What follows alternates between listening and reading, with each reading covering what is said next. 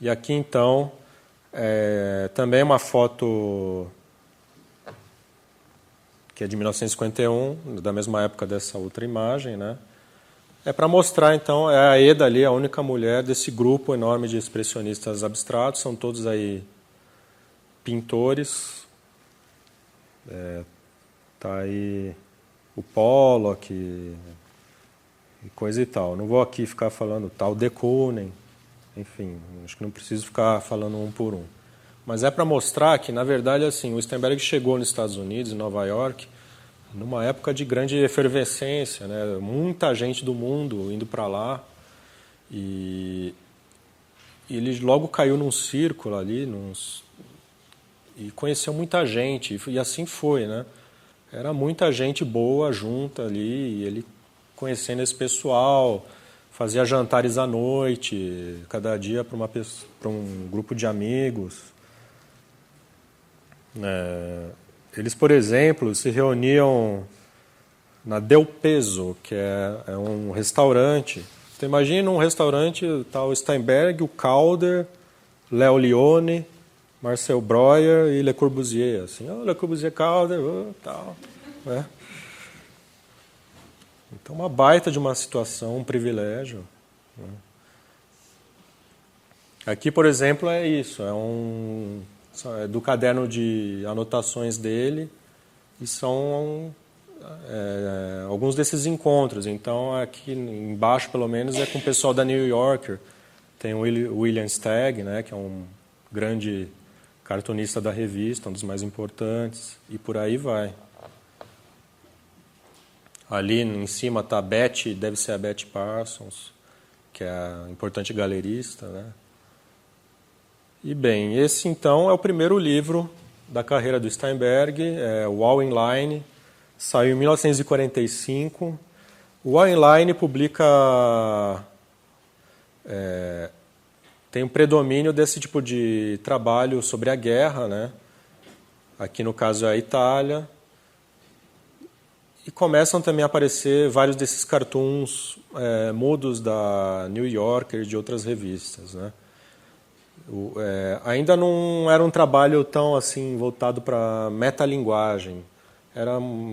Diria que é mais um cruzamento de situações, um cruzamento que se resolve de um modo inusitado. Então, você tem pessoas que querem ler um jornal e tem o jornal deitado, e o resultado inusitado é todo mundo virar a cabeça, né? É um humor bastante sutil, é o tipo de humor que logo me chamou a atenção quando eu estava na faculdade e vi os livros do Steinberg na biblioteca. Ele me instigava um pouco, porque várias vezes eu não captava de cara, eu ficava vendo e revendo. Era diferente daquilo que eu estava acostumado a ver nas revistas de humor brasileiras, com soluções muito mais escrachadas, né? Então, passei a dar atenção para esse humor que é um humor mudo, e passei a perceber que grandes artistas do mundo todo resolviam um cartoon desse modo, e que de algum modo ele foi uma ruptura na história do cartoon ali no começo do século passado, né? Nos anos 40, na década de 30, 40. Então eu passei a ter interesse pelo Steinberg. Ele não estava sozinho, eram vários outros também artistas que despertavam a minha atenção, André François, enfim, isso eu vou falar mais para frente. Agora, de qualquer modo, aqui também saiu no All in Line, né? E já é também um personagem brincando com grafismos, né? O que seria a silhueta de uma mão vira outra coisa, né? Então vira uma estampa. O Steinberg tinha um domínio enorme da ambiguidade do desenho, né? Então, o que seria uma coisa acaba virando outra. Ele sabia brincar muito com isso. E esse é um dos primeiros desenhos que representa uma guinada nesse sentido. Um caminho do Steinberg rumo à metalinguagem. Então, esse desenho lembra muito, na verdade, aquele trabalho do Escher, que é uma mão desenhando a outra, e você não sabe bem o que é uma mão mesmo e o que é um desenho de uma mão, tudo se confunde. Justamente é isso, é a ambiguidade do desenho. E acredito que Steinberg se inspirou nesse desenho para fazer, então, variações.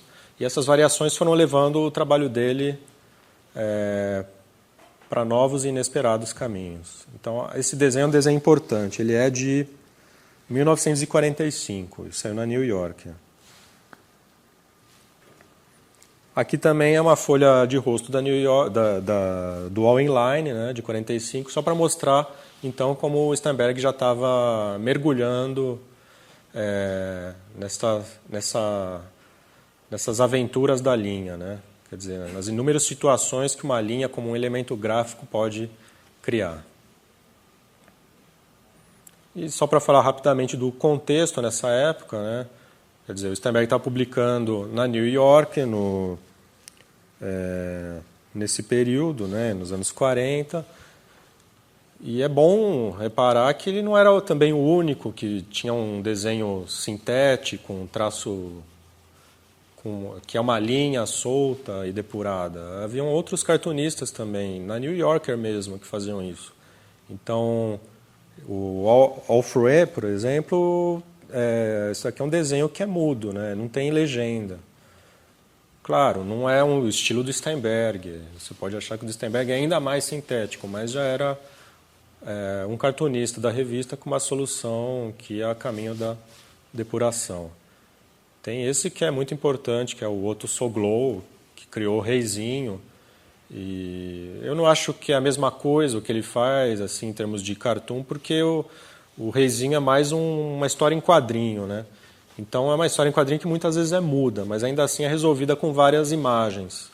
E o que Steinberg sempre elaborou era resolver mesmo tudo numa imagem só, de modo geral, né? Lógico que ele também fez quadrinhos um pouco, mas...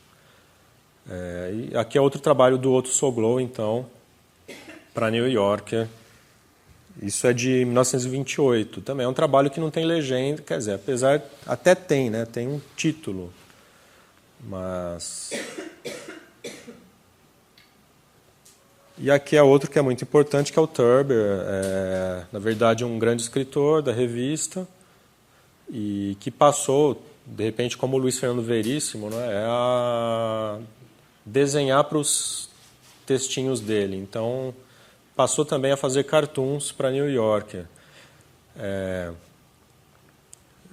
Não é como Steinberg, porque ainda é um desenho muito a serviço do texto, né? O cara é um escritor, então ele resolvia... Ele tinha a ideia dele ainda era basicamente o texto, e aí ele fazia um desenho para ilustrar aquilo.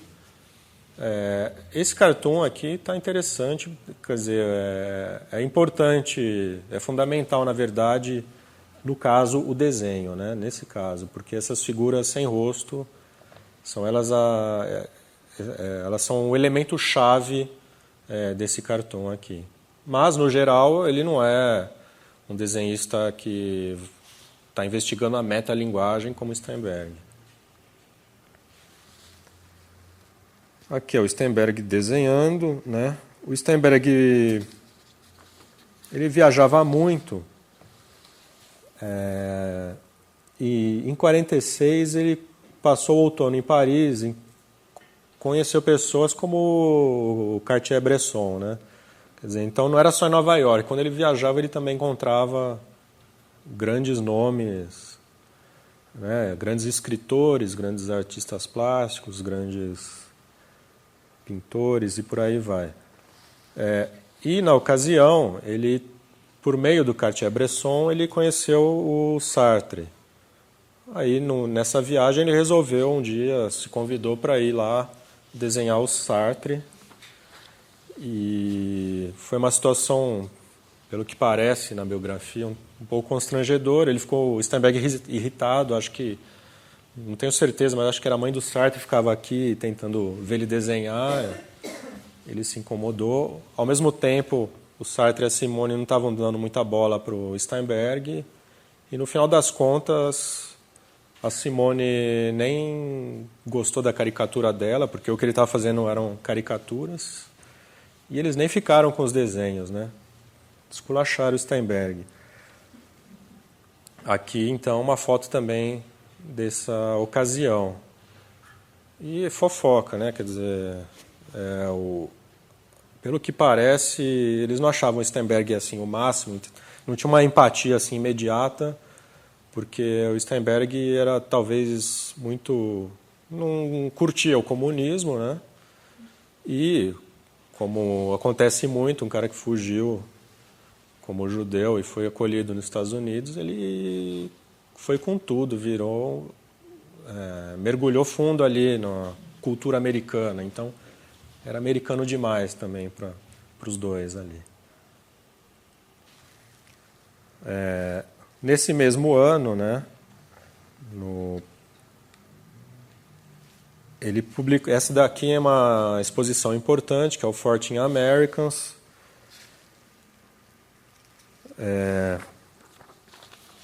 Onde o Steinberg, então, talvez muito por estar naquele círculo de artistas em Nova York, ele entrou nessa exposição assim que tem o Ashley Gorky, o Motherwell e por aí vai. Estão todos os nomes aqui. E foi uma exposição importante, assim, e foi comentada. Os críticos de arte da época comentaram o trabalho de Steinberg e coisa e tal. E aqui é a página, então, foi lançado o catálogo, né? E aqui é a página, tem outras, né? Eu acho que pelo menos mais 2 duplas com o trabalho do Steinberg. Isso aí eu achei também na biblioteca da FAO, eu que escaneei e tal. E o que eu vou mostrar agora também é um pouco disso, coisas que eu encontrei na biblioteca da FAO mesmo, fuçando. Eu pegava lá e folheava todas as revistas, por exemplo, a Graphes, folhei todas, e tudo que eu achava eu separava, e escaneei e organizei tudo. Então, acho que vale a pena mostrar um pouquinho disso para vocês. Aqui, então, saiu na Domus, né, na revista italiana, em 1946. E é um texto do Aldo Busi, que é o grande amigo do Steinberg do período italiano, né? Foi colega dele na faculdade, e então ele escreveu esse texto sobre o amigo Steinberg.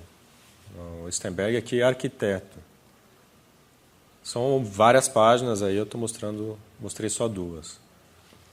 Aqui é o Steinberg na Graphes, né? Em 1949.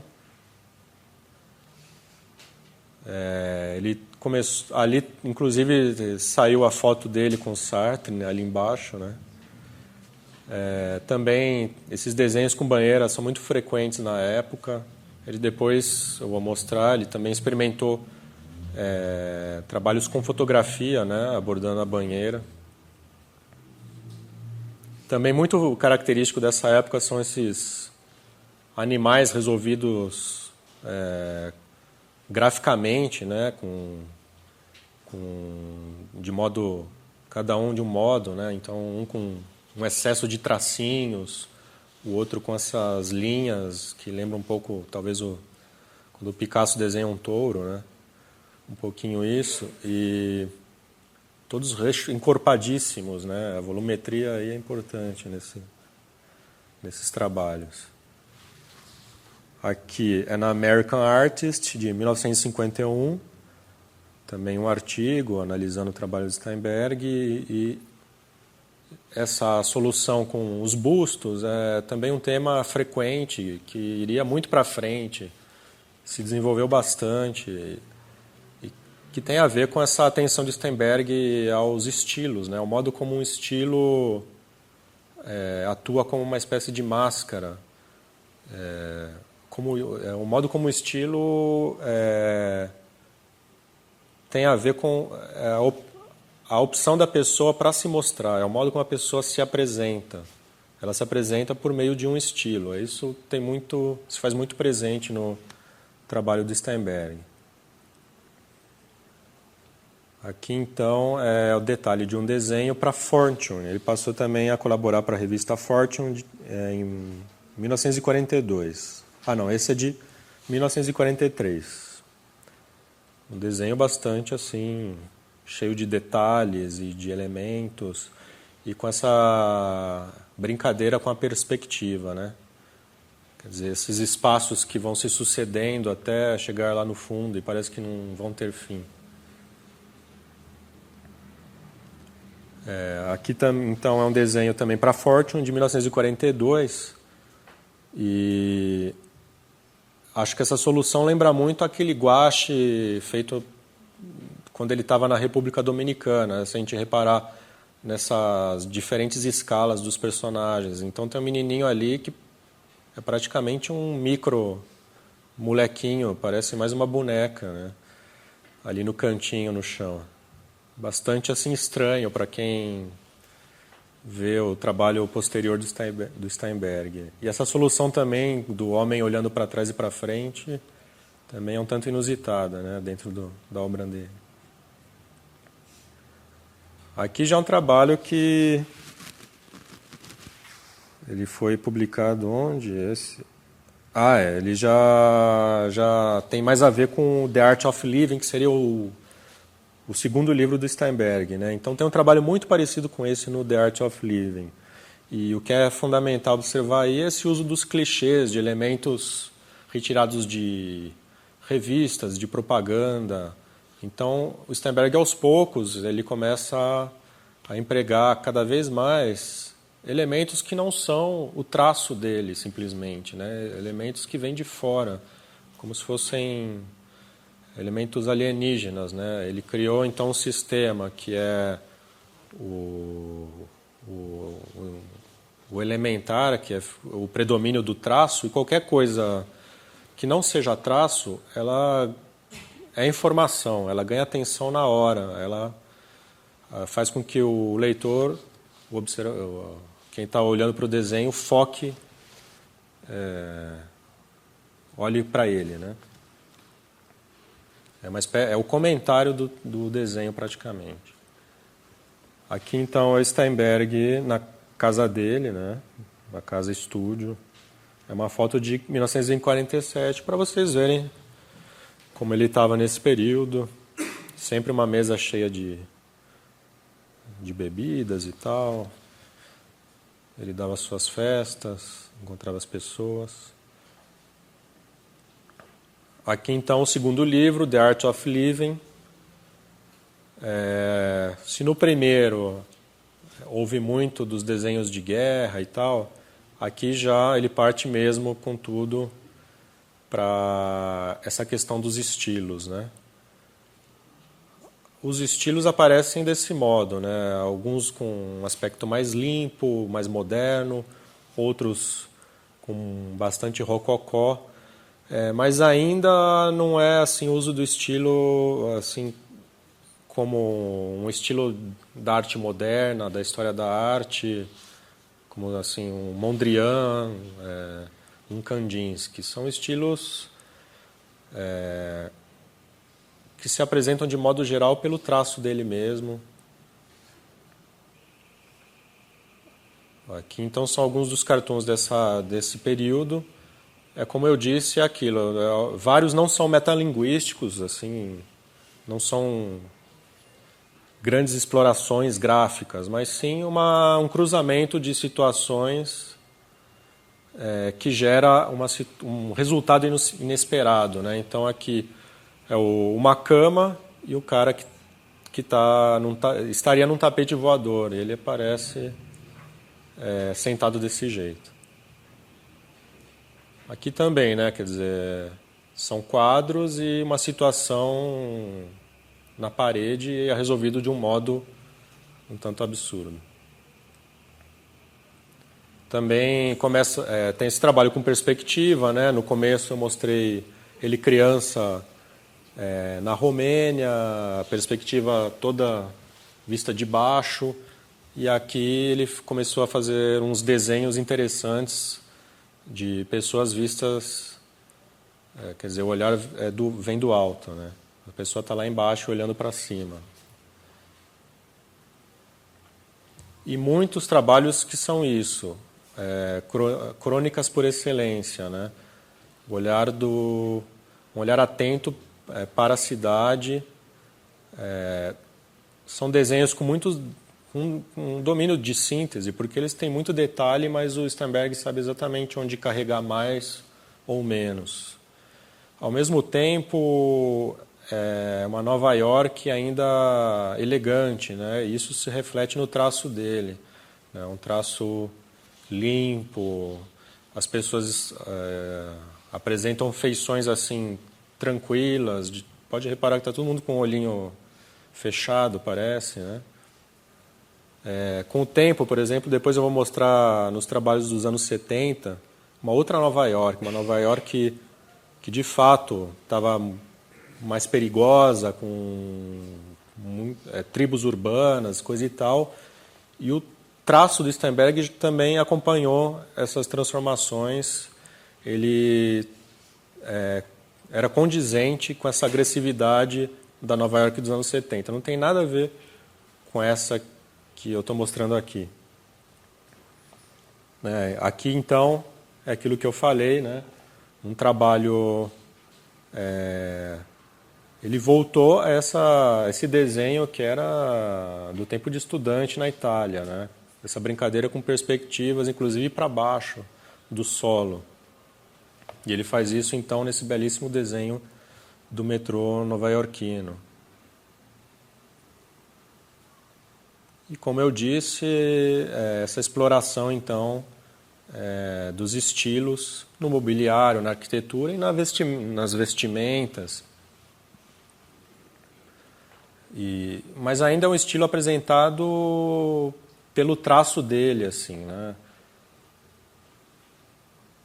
Um estilo que muitas vezes você não identifica com clareza, assim, você vê que é rebuscado, mas que estilo que é? Mais para frente ele vai passar a resolver isso de um modo como se fossem carimbos mesmo, né?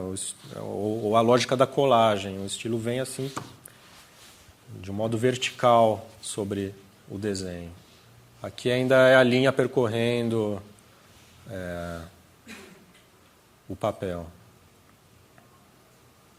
E esse olhar atento, então, a esses contrastes, né, as soluções propostas pelo modernismo e a tradição, o rebuscamento da tradição. Então, o estilo representando o modo como as pessoas se mostram também, como se fosse uma espécie de máscara. Aqui são esse tipo. Ele fez muito desenho desse tipo de personagem tão forte da Nova York da época, né? Cheia desses tracinhos e tal que sugerem, enfim, tecidos diversos, né? Eu acho que às vezes você percebe uma influência do Klee, assim, em alguns detalhes que ele nunca reconheceu, ele nunca sugeria, nunca dava a entender de onde veio alguma solução, assim, a não ser que fosse uma paródia declarada mesmo.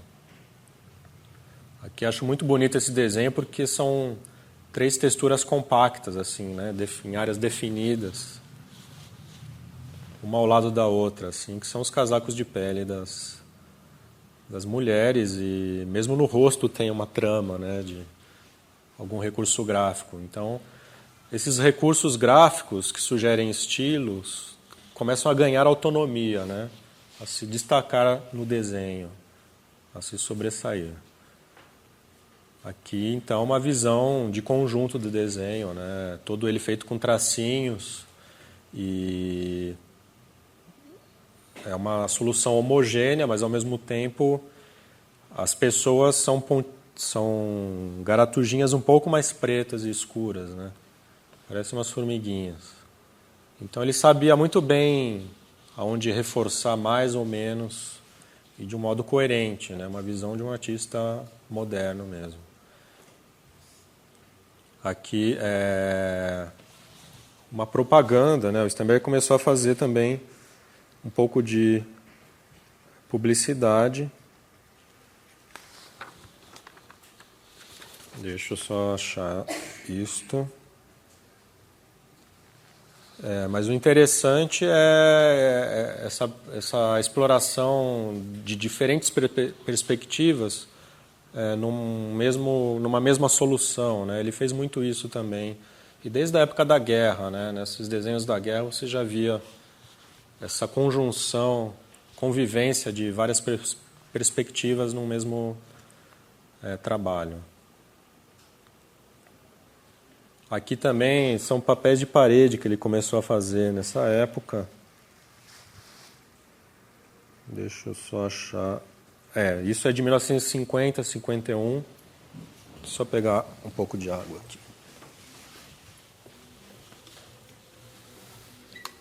E mais uma vez, o modo como ele resolve o desenho, né?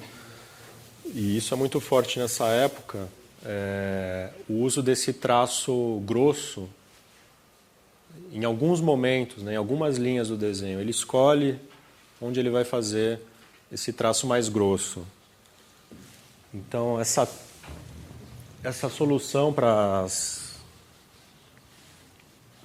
todas essas estruturas, né, das estações, elas remetem muito ao Klee, eu acho. Né? Não tem como não ver uma certa influência, por mais que o Steinberg se recuse a falar disso.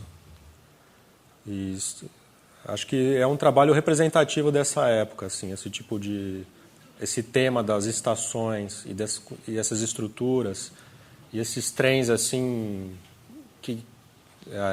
resolvidos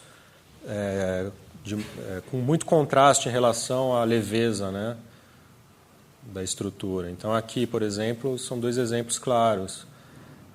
Eles têm uma volumetria assim, um sombreamento assim que lembra o Léger e é isso.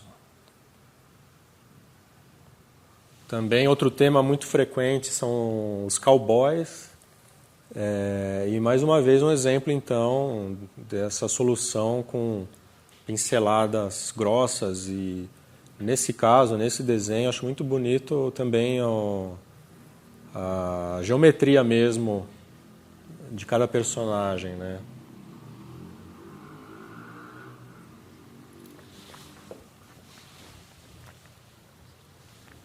Esse desenho é de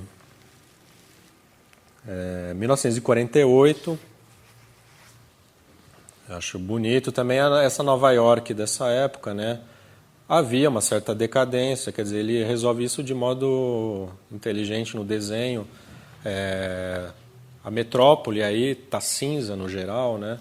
E onde está cinza você vê rachaduras e coisas assim. E ele então seleciona alguns momentos, alguns pontos do desenho para usar cores. E é onde tem o neon, é onde tem a mulher passando, bem vestida, os carros de táxi, que ele fez muitos desenhos desses automóveis coloridos na época, né? O neon chamava muita atenção do Steinberg mesmo. Ele, por exemplo, ao falar de pôster, da arte do pôster, ele falava, já era pôster, o neon veio para... a realidade hoje, é uma coisa que chama muito mais atenção. Então, assim, ele estava atento às novidades que apareciam, aos vários aspectos da cidade, né? Aqui é um desenho muito bonito.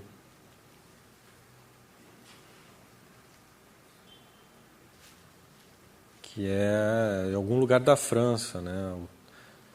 E é isso, mais uma vez, ele sabe onde deixar o desenho limpo e onde ele carregar com esse trabalho em cima de estilos de arquitetura, o estilo do bonde, e ao mesmo tempo essa linha solta aqui, né, dos trilhos, uma composição bonita.